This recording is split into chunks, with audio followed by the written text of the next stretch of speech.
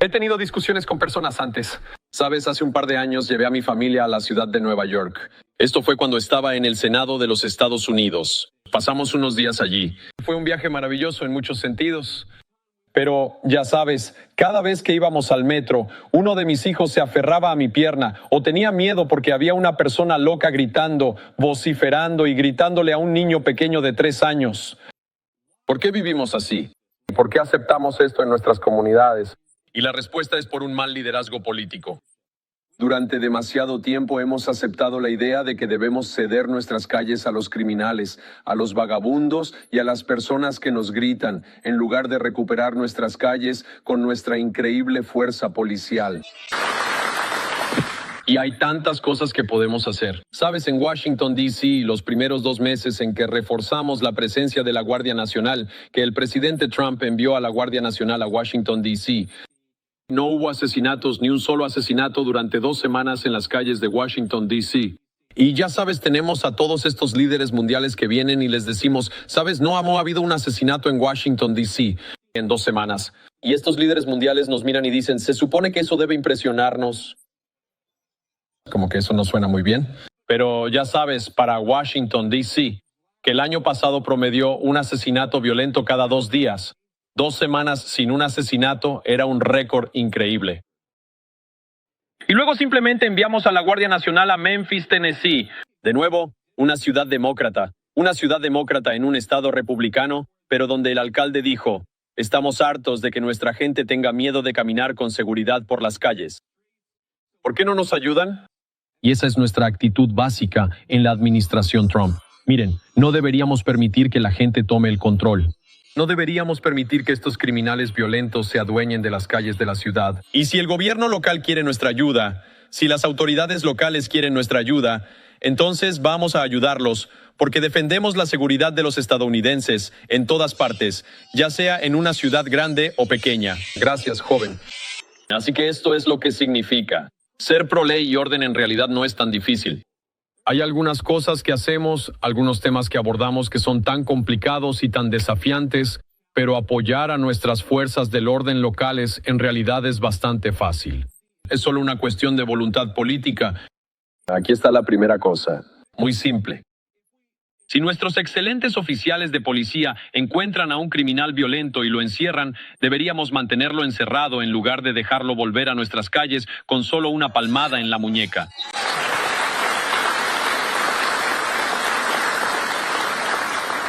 Eso significa que queremos darles a nuestros oficiales de policía el mejor equipo y la mejor protección en cualquier parte del mundo. Queremos que ustedes tengan lo mejor y vamos a luchar todos los días para asegurarnos de que lo tengan. Eso significa castigar a las jurisdicciones estatales y locales que restringen su capacidad para hacer el trabajo policial. Ellos solo quieren hacer su trabajo, deberían poder hacerlo. Y significa buscar sentencias más severas para los criminales violentos, como el criminal violento que asesinó a esa pobre e inocente joven en Charlotte, Carolina del Norte, hace apenas un par de meses. Y quiero hablar de ella por un momento porque creo que, tenemos un hermoso bebé por allá. ¿Cómo está, señora? ¿Cómo? Sí, me gustaría saber cuántos años tiene. 6 meses. Hermosa, gracias. Gracias por traerla. Queremos ley y orden para ella por encima de todo, ¿verdad? Por eso hacemos lo que hacemos.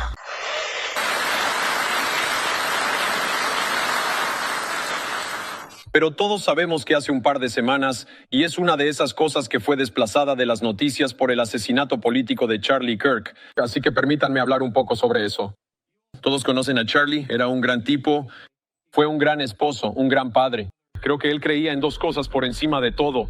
Número 1, lo segundo más importante es que creía en el debate político en los Estados Unidos de América, que deberíamos hablar sobre nuestras diferencias y no atacarnos unos a otros por ellas. Y dio su vida muriendo por ese principio. Y la segunda cosa en la que creía, y era la más importante, es que quería ser un evangelista cristiano. Quería llevar el evangelio a todas partes. Y veía el conectar con las personas y debatir sobre política como una oportunidad para hablar de su fe.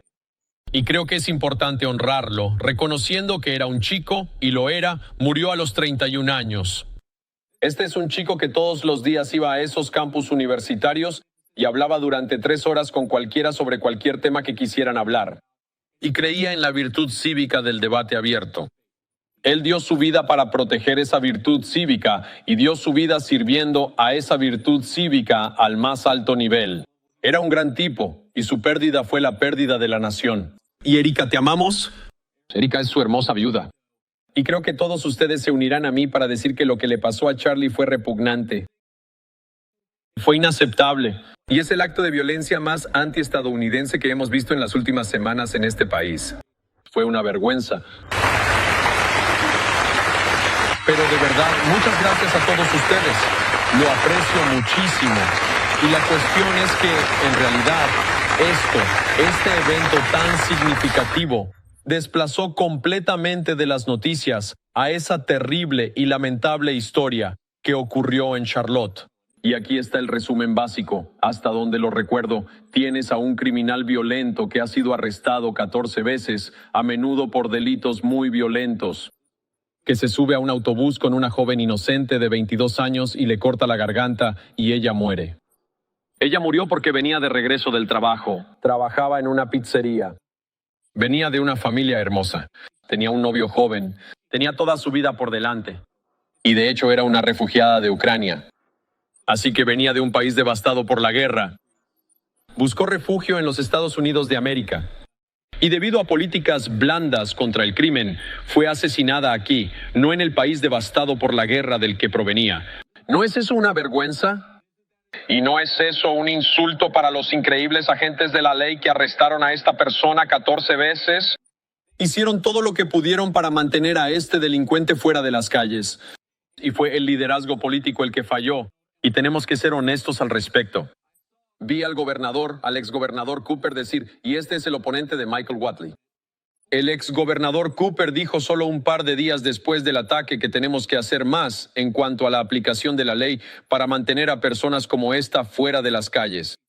Y mi respuesta fue, gobernador, fue arrestado 14 veces.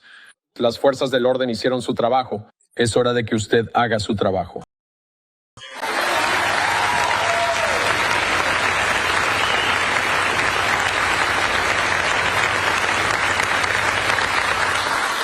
Y me parece increíble, los demócratas políticos, no creo que sean todos los demócratas. De hecho, creo que la mayoría de los demócratas quieren lo mismo que la mayoría de los republicanos, que es seguridad en sus comunidades. Pero siempre logran convertir los temas de criminalidad en una distracción sobre la raza. Siempre intentan decir que la aplicación de la ley, encarcelar a criminales violentos, es inherentemente racista. Y tengo que ser honesto contigo, eso es un insulto para la gente blanca y también es un insulto para la gente negra, porque todos nosotros solo queremos vivir seguros en nuestras comunidades. No tiene ni un poco de sentido para mí. Pero de hecho, debido a estos argumentos de los demócratas, fui y busqué información. ¿Sabías que en la mayoría de las grandes ciudades, la gran mayoría, más del 90% de los crímenes violentos son cometidos por menos del 1% de los residentes de la ciudad? Esto no es un tema de blancos y negros. Esto es, tenemos un pequeño porcentaje de criminales violentos en nuestras comunidades. Los demócratas quieren dejarlos salir de prisión y los republicanos quieren meterlos en prisión y mantenerlos allí para que todos estemos seguros en el proceso. Creo que eso es sentido común, ¿no crees?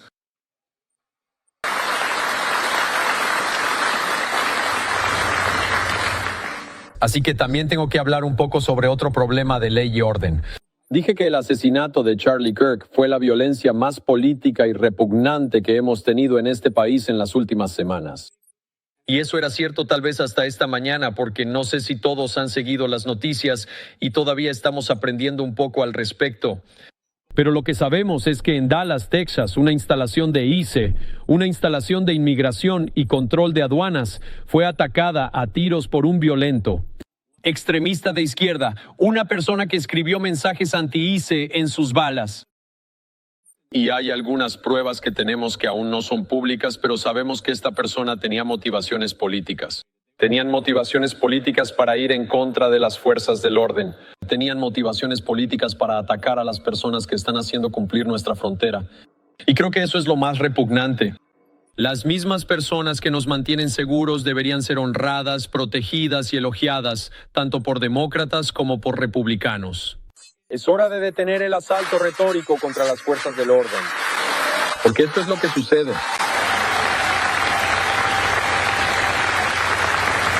Porque esto es lo que pasa cuando los demócratas como Gavin Newsom dicen que estas personas son parte de un gobierno autoritario.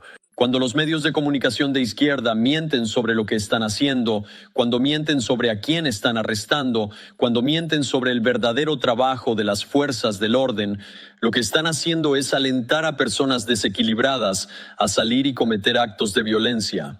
No tienes que estar de acuerdo con mis políticas de inmigración. No tienes que estar de acuerdo con las políticas de inmigración de Donald Trump. Pero si tu retórica política fomenta la violencia contra nuestras fuerzas del orden, puedes irte directamente al infierno y no tienes cabida en la conversación política de los Estados Unidos de América.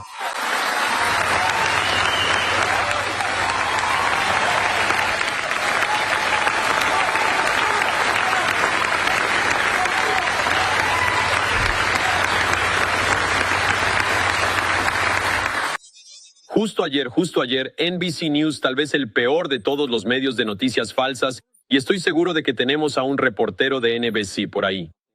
Es una competencia difícil, amigos míos, para ser claros. Pero tal vez el peor es NBC News. Y dijeron que la aplicación de las leyes de inmigración, ¿saben lo que dijeron? Que la aplicación de las leyes de inmigración había detenido a una niña autista de 5 años para llegar al padre de esa niña. Resultó que esa historia era una completa invención. Fue una mentira completamente deshonesta.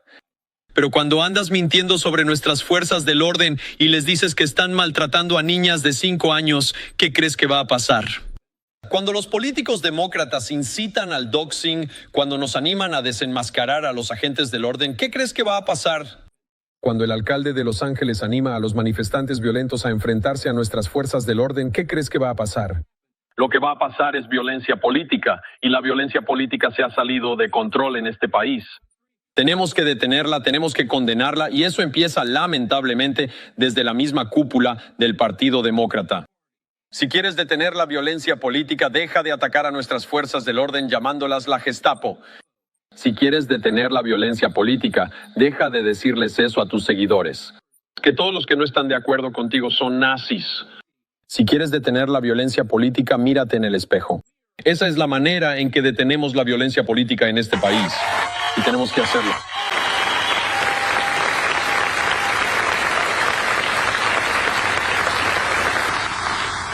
Y mientras todos estamos de luto, apoyando y rezando por todos los que resultaron heridos en esa instalación de IC, y hasta donde sabemos, parece que algunos de los detenidos, es decir, algunos de los posibles inmigrantes ilegales, fueron algunos de los afectados. Mira, el hecho de que no apoyemos a los inmigrantes ilegales no significa que queramos que sean ejecutados por asesinos violentos involucrados en violencia política. Así que estamos rezando tanto por nuestros agentes de ICE como por todos los que se vieron afectados por este terrible ataque. Pero esa era una instalación de ICE. Y como saben estos muchachos detrás de mí y algunos de nuestros oficiales de policía, los policías en general enfrentan demasiadas amenazas de violencia en todo Estados Unidos.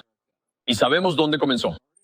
Todos recordamos el verano de 2020, cuando se animó a todos estos manifestantes violentos a tratar a la policía como el enemigo en vez de como la solución. Tomabas a 1000 agentes de policía, encontrabas a una persona que no hacía algo perfectamente y usabas a ese tipo para manchar a los otros 999 policías. Bueno, me gustaría que todos sean demócratas, republicanos o independientes, especialmente aquellos en posiciones de liderazgo político. Podemos todos estar de acuerdo en que nuestros agentes de policía son héroes, que son servidores públicos y que el primer y más importante paso para mantenernos a todos seguros es mantener seguros a nuestros policías, porque ellos son la delgada línea azul entre la civilización y el caos. Gracias a todos.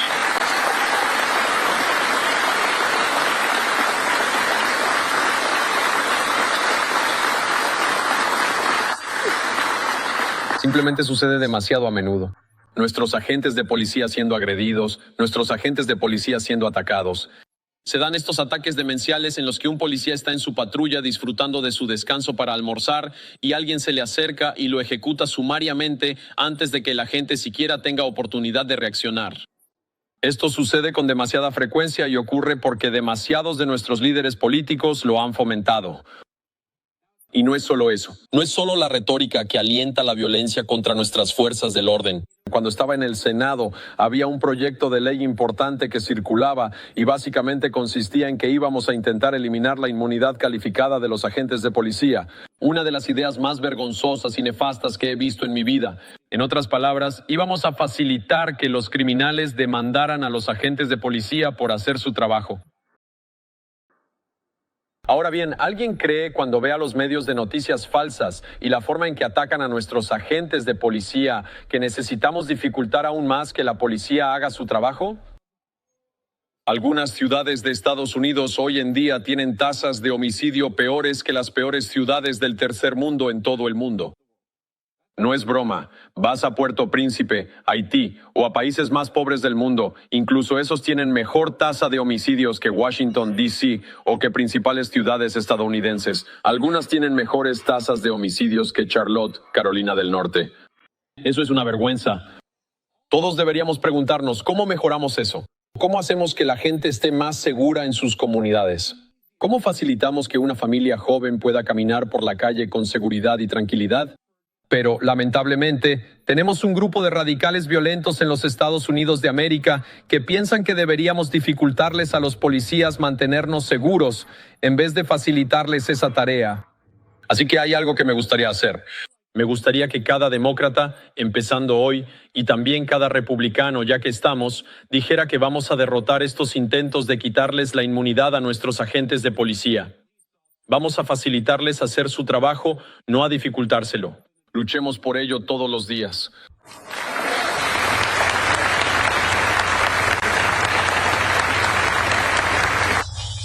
Eso es exactamente correcto, señor. Eso es exactamente correcto. Usted puede decirlo, pero yo no. Ya he alcanzado mi cuota de palabrotas por hoy y no quiero que Ted Budd me desherede. Así que no lo voy a decir. Pero podemos volver a poner el clip después. Pero permítanme dejarles con un último pensamiento aquí. Miren, hoy más temprano un reportero me preguntó, un reportero que de hecho me cae bien, pero que me dijo, bueno, ¿acaso no hay locos en ambos bandos? Y por supuesto, obviamente, en un país de 330 millones de personas, claro que hay locos en ambos bandos. Pero si miras la violencia política en nuestro país durante los últimos meses, los últimos años, no es un problema de ambos lados. Es principalmente de un solo lado del espectro político. Así que, si realmente vamos a combatir la violencia política en este país, necesitamos que el liderazgo demócrata de Washington, D.C. se mire en el espejo. Necesitamos que renuncien a toda violencia política. Cuando un chico pobre como Charlie Kirk es asesinado a sangre fría, necesitamos que empiecen por condenar la violencia, en vez de condenar algo que Charlie Kirk dijo y con lo que no estaban de acuerdo. Cuando tienes toda una red de organizaciones de izquierda que fomentan, promueven y justifican la violencia, ¿sabes qué vas a obtener de eso? Vas a obtener violencia política. Así que aquí está mi obligación sagrada para ustedes, para todas las fuerzas del orden, pero también para cada persona, lleve o no uniforme. Durante los próximos años, la administración Trump va a hacer todo lo posible para desmantelar las redes, destruir la financiación y dificultar que la gente se mate entre sí. Simplemente porque no están de acuerdo con lo que alguien dice. Eso es lo que vamos a hacer. Vamos a luchar por ello.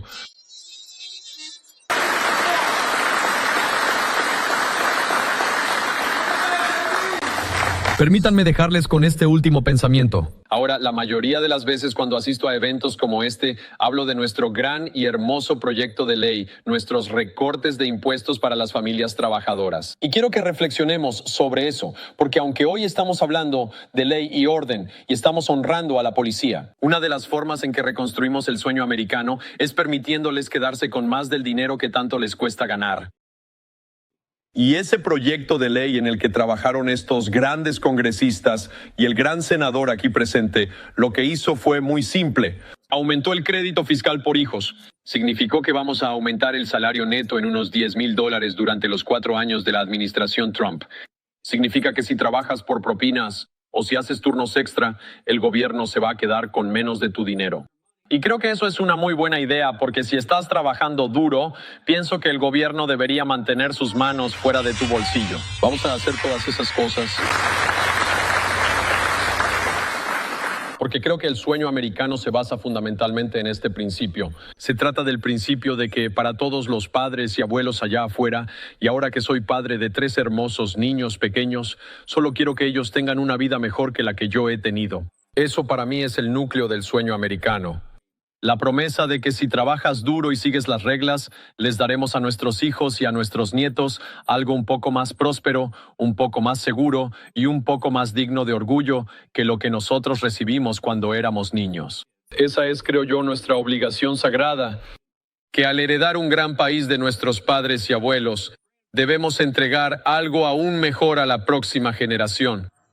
Pero nada de eso importa sin ley, orden y seguridad pública.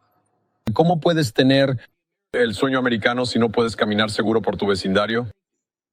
¿Cómo puedes tener el sueño americano si te preocupa que te asalten cuando sales con tu familia a cenar al centro?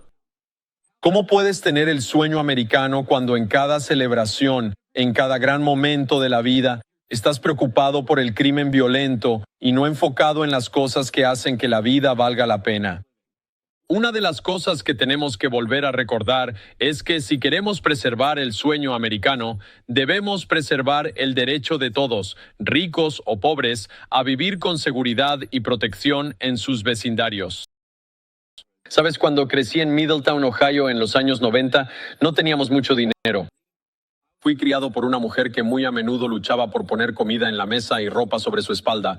Mamal, todos quieren a Mamal. Sobre todo yo. Pero ¿saben qué?